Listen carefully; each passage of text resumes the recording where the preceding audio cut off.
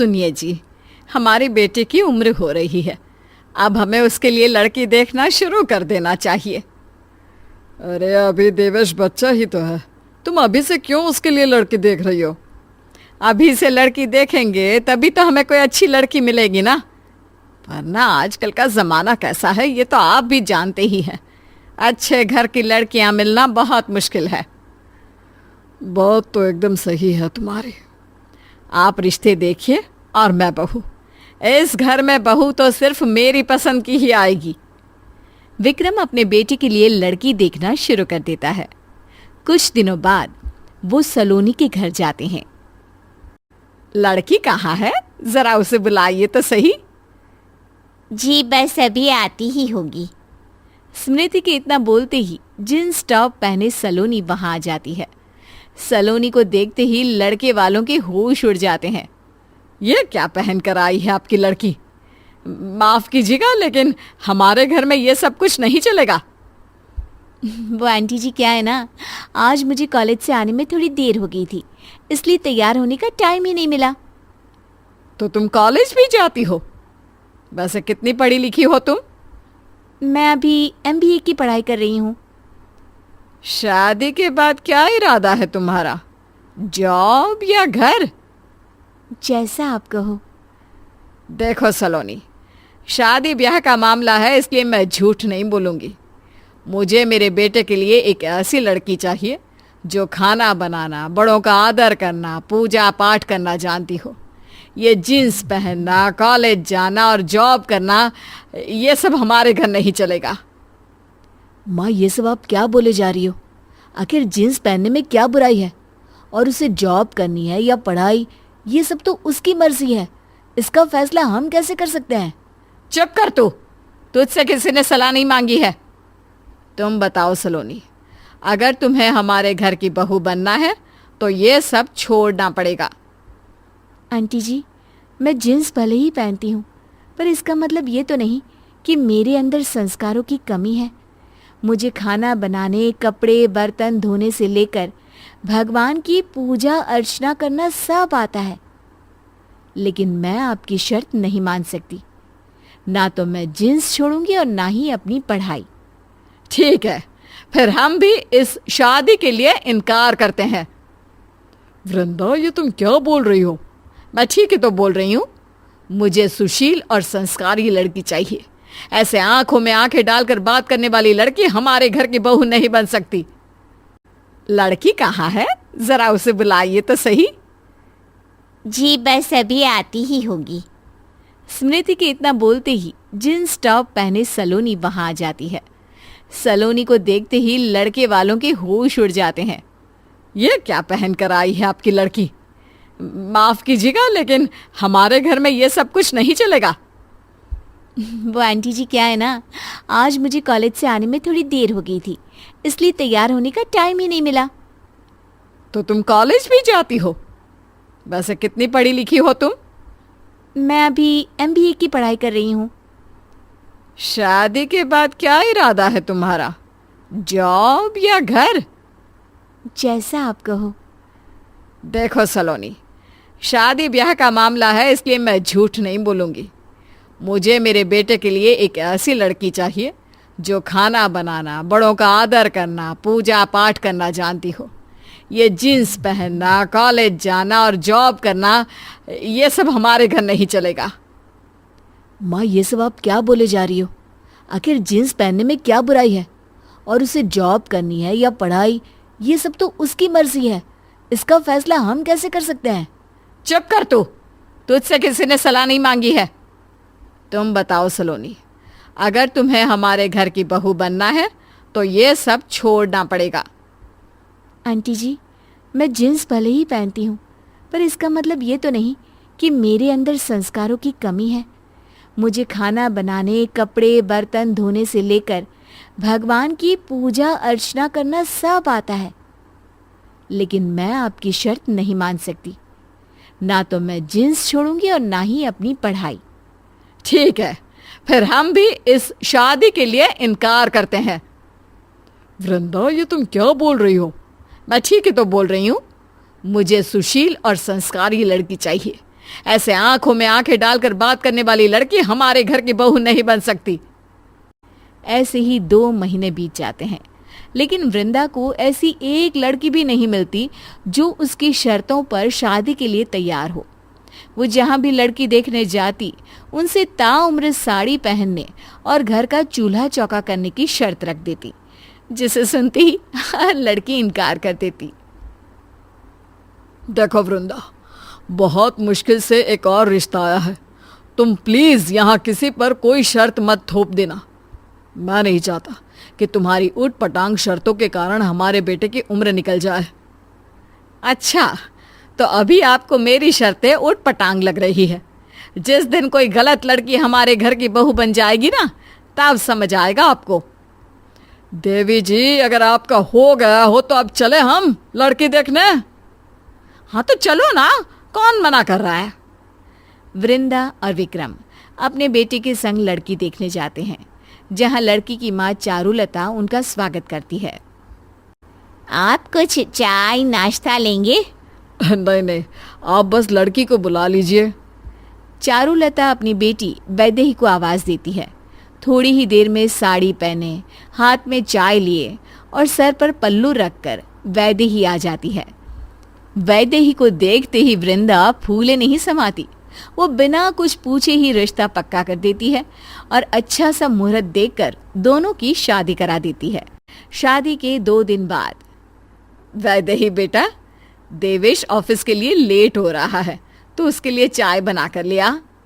Mummy जी, मुझे चाय बनानी तो आती ही नहीं है और उनको ऑफिस के लिए बहुत देर भी हो रही है, वरना मैं यूट्यूब में देखकर बना लेती। आप एक काम कीजिए ना, आज आप चाय बना लीजिए, मैं कल बना लूंगी। वैदेही की बातें सुनकर वृंदा का मुंह खुला का खुला रह जाता है। पर अब वो करती भी तो क्या, बेटी को ऑफिस के लिए लेट जो हो रहा था, तो बस फटाफट वृंदा ने रसोई में घुसकर चाय बनाना शुरू कर दिया, जिसके बाद देवेश ऑफिस के लिए निकल गया। अब वृंदा सीधे वैदेही के कमरे में जाती है। बहू, तुझे खाने में क्या क्या बनाना आता है? कुछ भी नहीं मम्मी जी। हैं? कुछ भी नहीं मतलब? क्या तेरी माँ ने तुझे खाना बनाना नहीं सिखाया? नहीं तो मम्मी जी। वैदेही के इतना बोलते ही वृंदा अपना सर पकड़ लेती है। वैदेही भी अपनी सास की ये हालत देख मंद मंद मुस्कुराने लगती है। अच्छा बहू, ये बता, तुझे कपड़े धोने तो आते हैं ना? ना। क्या? कपड़े धोने भी नहीं आते? अच्छा, तो बर्तन धोना वो तो आता ही होगा। नहीं मम्मी जी, मैंने आज तक कभी बर्तन धोए ही नहीं। तो एक बात बता बेटा, तुझे आता क्या है? इस पर वैदेही शर्माने लगती है। अरे शर्मा क्यों रही है? बता ना, कुछ तो आता ही होगा तुझे। वैदेही शर्माते हुए कहती है, मम्मी जी, दरअसल मुझे ना खाने पीने और सोने के अलावा कुछ नहीं आता। वैदेही के इतना बोलते ही सास का सर चकराने लगता है। वो खुद को संभालते हुए कहती है, कोई बात नहीं बहू, मैं हूं ना, मैं तुझे सब सिखा दूंगी। दिन बीतते जाते हैं, लेकिन वैदेही घर का एक काम भी नहीं सीख पाती। वृंदा भी अब उसे सिखाते सिखाते थक चुकी थी, इसलिए अब वो भी उससे काम करने को नहीं कहती। क्या हुआ वृंदा, इतनी परेशान क्यों हो? अब क्या बताऊं आपको, सारा काम दिन रात बस मुझे ही करना पड़ता है। बहू को कुछ भी बोलती हूँ तो वो साफ इनकार कर देती है। अब बहू तो तुमने खुद ही पसंद की थी, तो भुगतो अब। इसीलिए कहता हूँ, पहनावा देखकर किसी इंसान को मत तोला करो। कितना समझाया था, लेकिन तुमने मेरी एक बात नहीं सुनी। अच्छा ठीक है, मानती हूँ सही बहू चुनने में मुझसे चूक हो गई। आप खुश? इतना कहकर वृंदा वहां से चली जाती है। एक दिन वृंदा से मिलने उसकी कुछ सहेलियां घर आती हैं, जिनमें से एक सहेली अपनी बहू को भी साथ लेकर आती है। अपनी सहेली की बहू को देख वृंदा के पैरों तले जमीन खिसक जाती है। तुम यहाँ? ये मेरी बहू है सलोनी, तुम जानते हो एक दूसरे को? जी माँ जी, आंटी जी अपने बेटे का रिश्ता लेकर मेरे घर भी आई थी, लेकिन उन्होंने शर्त रखी थी कि वो मुझे अपने घर की बहू तभी बनाएंगी जब मैं अपनी पढ़ाई, जॉब और जींस पहनना सब छोड़ दूंगी। सलोनी की बातें सुनकर सभी दंग रह जाते हैं। इतने में सलोनी की सास कहती है, वैसे अच्छा ही हुआ जो तुम इसकी बहू नहीं बनी, वरना हमारा क्या होता। जानती हो वृंदा, मेरी बहू घर का सारा काम अकेले करती है, मुझे एक बर्तन तक उठाकर नहीं रखने देती। मैं तो सच में बहुत भाग्यशाली हूँ जो सलोनी मेरे घर की बहू बनी है। हीरा है हीरा मेरी बहू। अब वृंदा को अपने किए पर बहुत पछतावा होता है। उसे शैलजा से जलन भी होने लगती है, जिसके कारण वो अपनी बहू की झूठी तारीफों के पुल बांधना शुरू कर देती है। अगर तेरी बहू हीरा है तो मेरी बहू भी कोहिनूर है। जानते हो तुम लोग, मेरी बहू तो सुबह उठने से पहले ही मेरे हाथ में खाना ला कर दे देती है और मेरे बोलने से पहले ही घर का सारा काम खत्म कर देती है। ऐसी है मेरी बहू। जिस बहू की तो इतनी तारीफ कर रही है, जरा अब उससे मिलवा भी दे। हाँ हाँ, क्यों नहीं। वैदेही बेटा, जरा बाहर तो आना, मेरी कुछ फ्रेंड्स तुझसे मिलना चाहती हैं। वृंदा के कहते ही वैदेही सिर पर पल्लू रखकर बाहर आती है और सभी के पैर छूती है। वृंदा, तेरी बहू तो बहुत संस्कारी है। हाँ यार, तू सच में बहुत भाग्यशाली है जो तुझे ऐसी बहू मिली, वरना आज के ज़माने में ऐसी लड़की मिलनी बहुत मुश्किल है। सच में क्या किस्मत पाकर आई है तू। तुझे तो कोहिनूर से भी कीमती बहू मिली है। वृंदा झूठी मुस्कान लिए हंसने लगती है। तभी, मम्मी जी, मुझे बहुत भूख लग रही है, जल्दी से जाकर कुछ बना दीजिए ना प्लीज़। वैदेही की ये बात सुनकर सभी दंग रह जाते हैं। अरे बेटा, भूख लग रही है तो जाकर बना ले कुछ, अपनी सास को क्यों परेशान कर रही है। इससे पहले कि वैदेही कुछ बोलती, वृंदा बीच में बोल पड़ती है। वो क्या है ना, बहू को सिर्फ मेरे ही हाथ का खाना पसंद है, इसलिए वो मुझसे बोल रही है। ये तो बहुत अच्छी बात है, फिर तो ये बाहर का कुछ खाती भी नहीं होगी, क्यों बहू? अरे नहीं नहीं आंटी जी, मैं तो सब कुछ खा लेती हूँ जो भी मिल जाए, बस मुझसे ना ये काम वाम नहीं होता। मुझे तो आप बैठे बैठे जो दे दोगे मैं सब खा लूँगी। क्यों वृंदा, तू तो बोल रही थी तेरी बहू घर का सारा काम करती है। अरे बहू, तुम लोगों से मजाक कर रही है क्या? तुम भी इसकी बातों पर भरोसा कर रहे हो? जा बहू, जाकर सबके लिए चाय बना दे। मम्मी जी, मैंने आज तक अपने लिए तो चाय बनाई नहीं, फिर इतने सारे लोगों के लिए कैसे बना दूं? अगर आप चाय बनाए ना तो मेरे लिए भी बना देना। मेरी फेवरेट सीरियल का आने का टाइम हो गया है, मैं अपने रूम में जाकर टीवी देख रही हूँ। हाँ। थोड़ी देर पहले तक जो लोग वैदेही की तारीफ करते नहीं थक रहे थे, अब वही लोग उस पर हंसने लगते हैं। वृंदा को अब अपनी बहू और अपनी छोटी सोच पर बेहद शर्मिंदगी महसूस होने लगती है। तुम लोग बैठो, मैं तुम्हारे लिए चाय बना कर लाती हूँ। नहीं वृंदा, उसकी कोई ज़रूरत नहीं है, अब हम यहाँ और नहीं रुक सकते। मुझे फ़क्र है अपनी बहू सलोनी पर, जो ऑफिस के साथ साथ पूरा घर भी संभालती है। चल बेटा, घर चलते हैं। जी मम्मी जी, बस 2 मिनट दीजिए मुझे। सलोनी वृंदा के पास जाती है और उससे कहती है, आज तो आपको एहसास हो ही चुका होगा आंटी जी कि कभी भी किसी को उसके कपड़ों से जज नहीं करना चाहिए। जींस पहनने का मतलब ये नहीं होता कि लड़की असंस्कारी है, या फिर अगर लड़की ऑफिस जाती है तो अपने परिवार को नहीं संभाल सकती। ये सब सिर्फ एक गलत सोच है। अच्छा हुआ उस दिन आपने मुझे ठुकरा दिया, वरना मुझे इतना अच्छा ससुराल नहीं मिलता। आज अपने पूरे जीवन में पहली बार वृंदा को एहसास होता है कि पहनावे को लेकर उसकी सोच कितनी गलत थी। कभी किसी के संस्कारों को उसके कपड़ों से तोलकर नहीं देखना चाहिए। कपड़े कभी किसी की काबिलियत और संस्कारों को बयां नहीं कर सकते।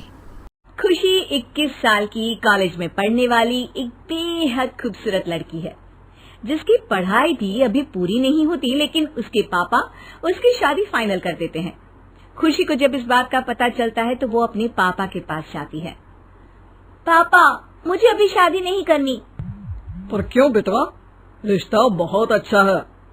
लेकिन पापा, मुझे अभी पढ़ाई करनी है। पढ़ाई तो तुम शादी के बाद भी कर सकती हो ना बेटा, इसमें इतना परेशान होने वाली क्या बात है। लड़का और रिश्ता दोनों बहुत अच्छे हैं। देखो, तुम्हारी शादी उसी से होगी। ये बात सुनकर खुशी उदास हो जाती है। तभी कमरे में खुशी की मम्मी आती है और खुशी को उदास बैठा देखकर मम्मी उसके पास जाती है। क्या हुआ खुशी, तुम उदास क्यों हो? मम्मी, पापा ने मेरी शादी फाइनल कर दी है। तो इसमें उदास होने वाली क्या बात है? शादी तो हर लड़की को करनी ही पड़ती है ना। पर मम्मी, मुझे अभी शादी नहीं करनी। मेरी किसी फ्रेंड की शादी नहीं हुई है, अभी मुझे आगे पढ़ना है मम्मी। पर बेटा, पढ़ाई तो शादी के बाद भी कर सकती हो। मैंने भी तो शादी के बाद पढ़ाई की है। कोई क्यों समझ नहीं रहा, मैं अभी शादी नहीं करना चाहती। देखो बेटा, तुम अगर अभी शादी करोगी ना तो तुम्हें नया घर, नए कपड़े, नए गहने और बहुत सारे तोहफे मिलेंगे। और हाँ, तुम्हारे हाथों में बहुत सुंदर मेहंदी भी तो रचेगी। तुम्हारी शादी में मैं डिजाइनर मेहंदी वाली बुलाऊंगी। मेहंदी की शौकीन खुशी का चेहरा इतना सुनते ही खुशी से खिल उठता है। खुशी डिजाइनर मेहंदी का नाम सुनते ही एक्साइटेड हो जाती है। मम्मी, क्या सच में डिजाइनर मेहंदी लगेगी मेरे हाथों पर? सिर्फ हाथों में ही नहीं, पैरों पर भी लगेगी। लो भाई, ये तो खुशी के लिए और सोने पर सुहागे वाली बात थी। और वो तुरंत ही अपने मोबाइल में कुछ देखने लगी। मोबाइल में क्या देख रही हो बेटा? मम्मी, मैं ना अपनी शादी के लिए मेहंदी का डिजाइन पसंद कर रही हूँ। मुझे अपनी शादी में सबसे सुंदर मेहंदी लगवानी है। कुछ दिनों के बाद खुशी की शादी का दिन आ जाता है। खुशी ने अपनी शादी में पूरे 25,000 रुपए की मेहंदी लगवाई थी, क्योंकि आखिर वो शादी भी तो सिर्फ सबसे सुंदर मेहंदी लगवाने के लिए ही तो कर रही थी। शादी संपन्न होती है और अब खुशी ससुराल पहुंच जाती है। ससुराल का पहला दिन। भाभी, आज आपके घर में पहली रसोई है, जल्दी से किचन में चलिए, माँ इंतजार कर रही है। खुशी तैयार होकर किचन में पहुंचती है। अरे भाभी, आपके हाथों की मेहंदी तो बहुत खूबसूरत लग रही है, और देखिए इसका रंग भी कितना गहरा आया है। लगता है भैया आपको बहुत प्यार करते हैं। पूरे 25,000 रुपए में लगवाई है मैंने ये मेहंदी, अच्छी तो लगेगी ही। बेटा, जल्दी से नाश्ता बना दो, आज तुम्हारी पहली रसोई है ना। खुशी सबके लिए नाश्ता बनाती है। सब लोग नाश्ता करके अपने काम में लग जाते हैं, लेकिन किचन में बहुत सारे झूठे बर्तन इकट्ठे हो जाते हैं। अरे बहू, किचन में बर्तन पड़े हैं, उसे साफ कर देना। ये सुनते ही खुशी टेंशन में आ जाती है। वो उदास मन से किचन में जाती है और सिंक के पास खड़े होकर कभी बर्तनों को तो कभी अपनी मेहंदी को देखने लगती है। अगर बर्तन साफ करूंगी तो मेहंदी का रंग फीका पड़ने लगेगा। ये 25,000 की मेहंदी तो एक ही दिन में बर्तन के साबुन के साथ धुल जाएगी।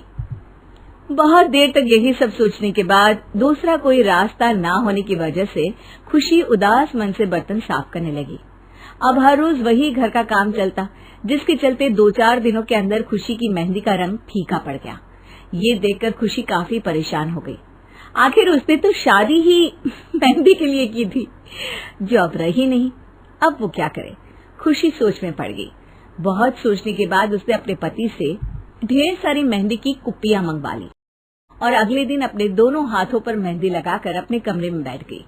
सुबह जब नाश्ता नहीं मिला तो सास बहू के कमरे में आई। बहू, अभी तक नाश्ता क्यों नहीं बना? तभी वो देखती है कि खुशी के दोनों हाथों पर मेहंदी लगी हुई है।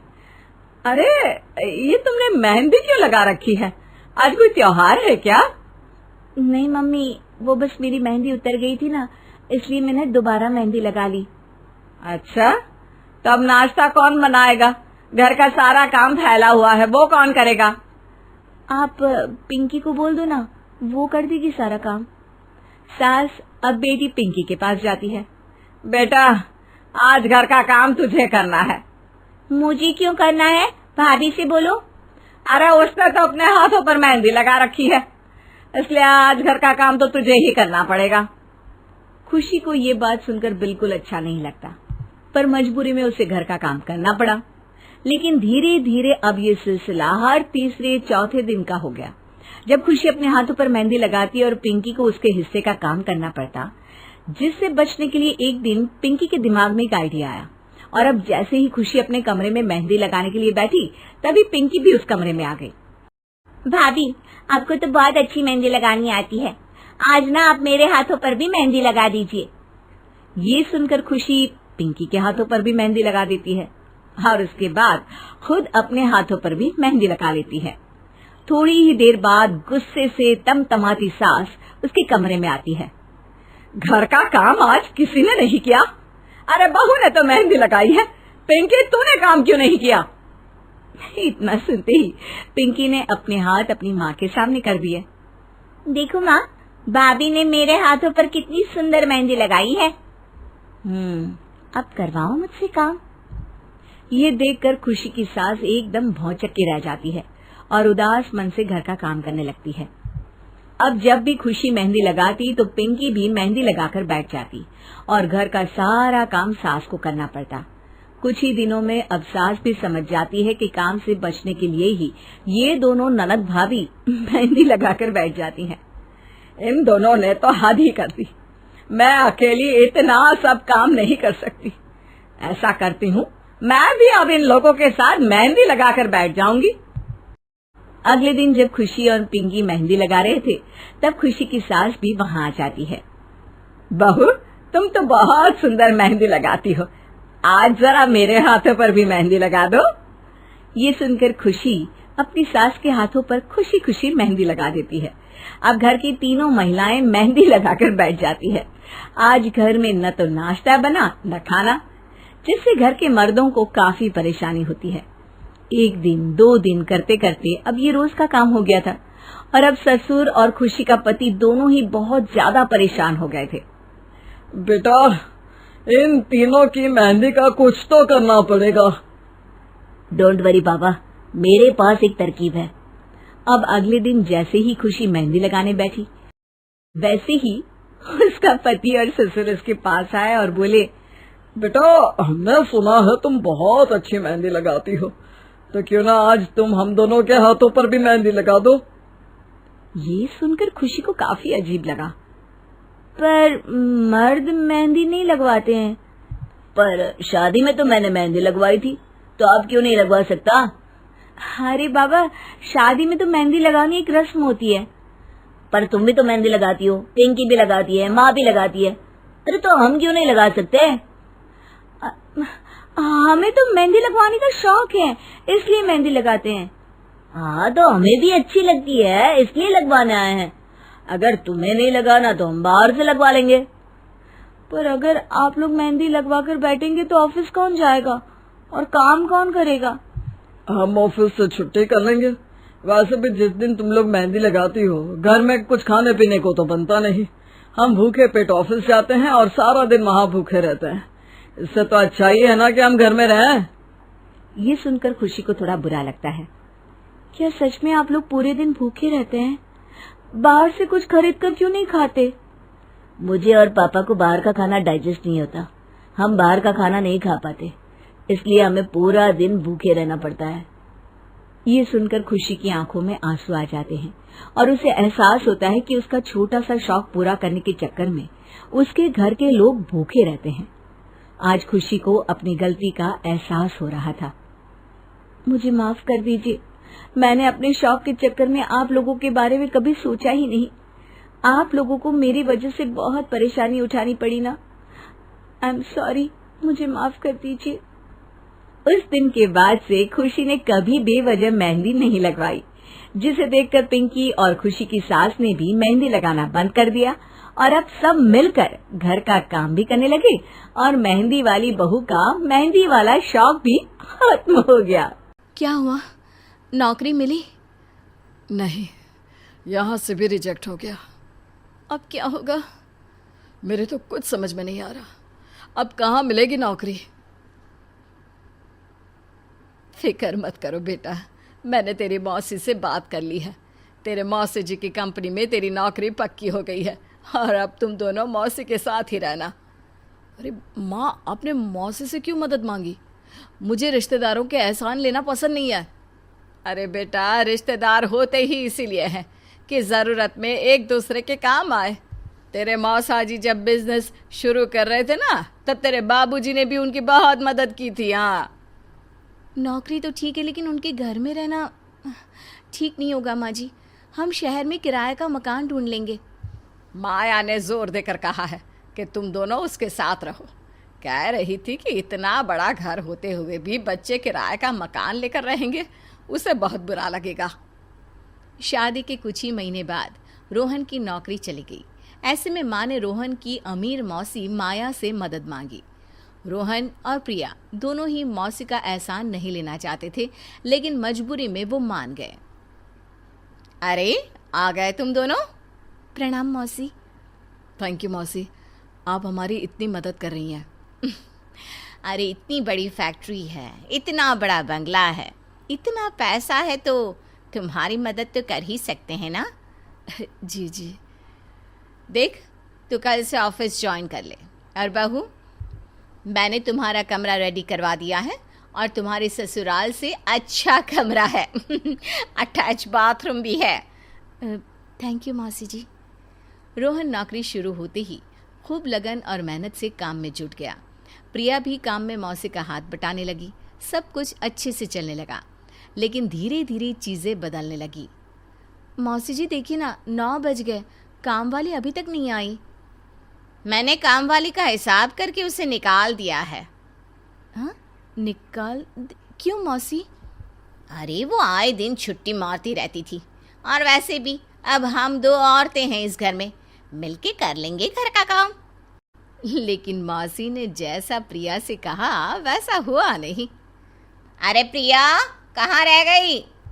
मैं कपड़े धो रही हूँ मौसी जी। ठीक है, कपड़े धोकर बर्तन भी साफ कर देना। लेकिन मौसी, कपड़े धोने और सुखाने में बहुत टाइम लगेगा, तब तक आप बर्तन धो लीजिए ना, जल्दी काम हो जाएगा। अरे, मैंने कल ही मैनिक्योर करवाया है, और वो भी इतने महंगे सैलून में कि तुम तो वहाँ जाने का भी नहीं सोच सकती। अब क्या उसे मैं बर्तन घिसने में ख़राब कर दूँ? कपड़े धोकर बर्तन धो लेना और शाम के खाने की तैयारी कर देना। मैं जा रही हूँ किटी पार्टी में। ठीक है मौसी जी। मौसी का बर्ताव दिन ब दिन खराब होने लगा। प्रिया बेचारी दिन भर घर का काम किया करती और रोहन को ऑफिस के साथ साथ घर के लिए बाजार से सामान लाने, पाइप ठीक करने, गाड़ी सुधारने जैसे काम भी करने पड़ रहे थे। ये लीजिए आपका टिफ़िन। चलो मैं ऑफिस के लिए निकलता हूँ, लेट हुआ तो मौसा जी सबके सामने फिर से डांटेंगे। अरे, कहाँ चल दिया इतनी जल्दी में? ऑफिस जा रहा हूँ मौसी, आज एक ज़रूरी मीटिंग है। और तू क्या करेगा उस मीटिंग में?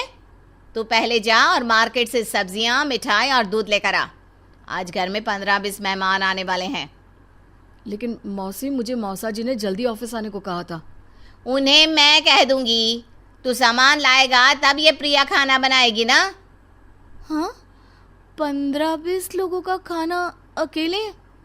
तो क्या मेहमानों को भूखा घर भेजेंगे? मैं पार्लर जा रही हूँ तैयार होने, तू खाना तैयार रखना।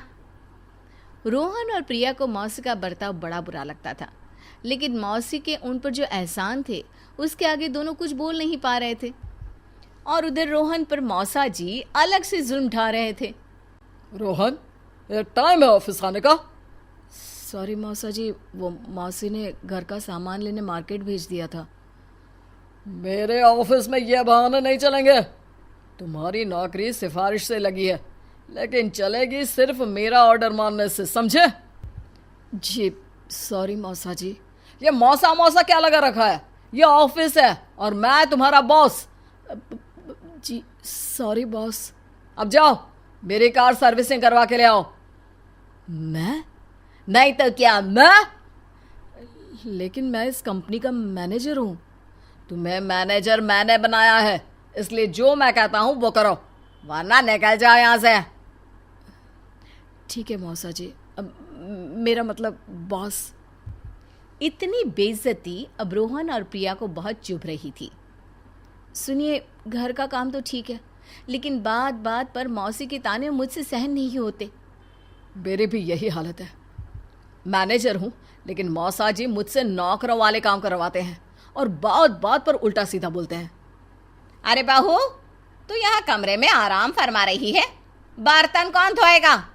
और रोहन, वो लॉन्ड्री वाला तेरे मौसा जी के कपड़े नहीं लाया ड्राई क्लीनिंग से, जा जल्दी से लेकर आ। ठीक है मौसी। और ठीक से गिन के लाना, इतने महंगे सूट हैं कि तूने तो कभी देखे भी नहीं होंगे। आप माँ जी से बात कीजिए ना, उन्हें बताइए मौसी क्या कर रही हैं। क्या फ़ायदा, माँ मौसी से लड़ाई करेगी और मेरी नौकरी चली जाएगी। इससे अच्छा है कि मैं नई नौकरी के लिए इंटरव्यू दे दूँ और फिर हम यहाँ से चले जाएंगे। एक दिन मौसा जी बड़े हैरान परेशान घर लौटे। माया, माया, माया, हम बर्बाद हो गए। क्या हुआ?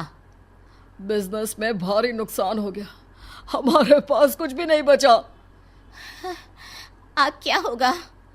मैंने फैक्ट्री, ऑफिस सब पर लोन लिया था, बैंक ने हमारे खाते भी सील कर दिए।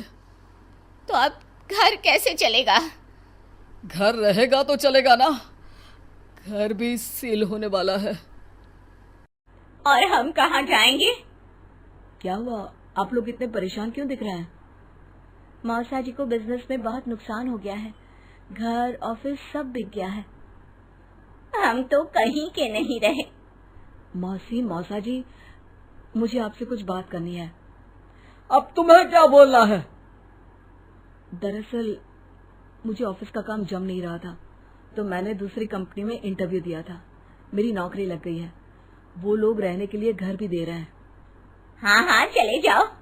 हमने तुम्हारे साथ जैसा बर्ताव किया उसी की सजा दे रहा है भगवान।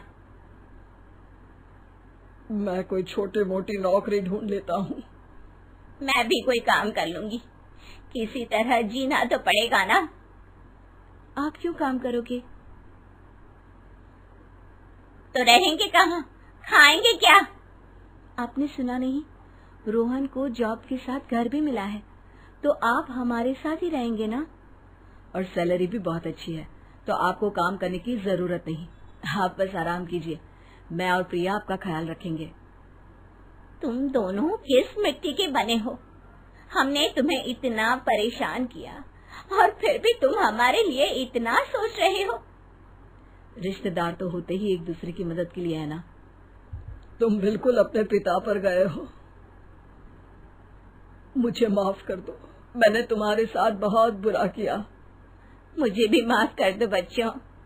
बच्चों से भी भला बड़े माफी मांगते हैं क्या? चलिए, हम नए घर में नई जिंदगी शुरू करने की तैयारी करते हैं। हाँ, मुझे पैसों का बहुत घमंड था, तो भगवान ने उसे चूर चूर कर दिया, लेकिन साथ में एक मौका भी दिया है। अब मैं अपनी हर गलती सुधार लूंगी। और मैं भी। इस तरह मौसा और मौसी को ठोकर खाकर ही सही, पर अकल तो आ गई।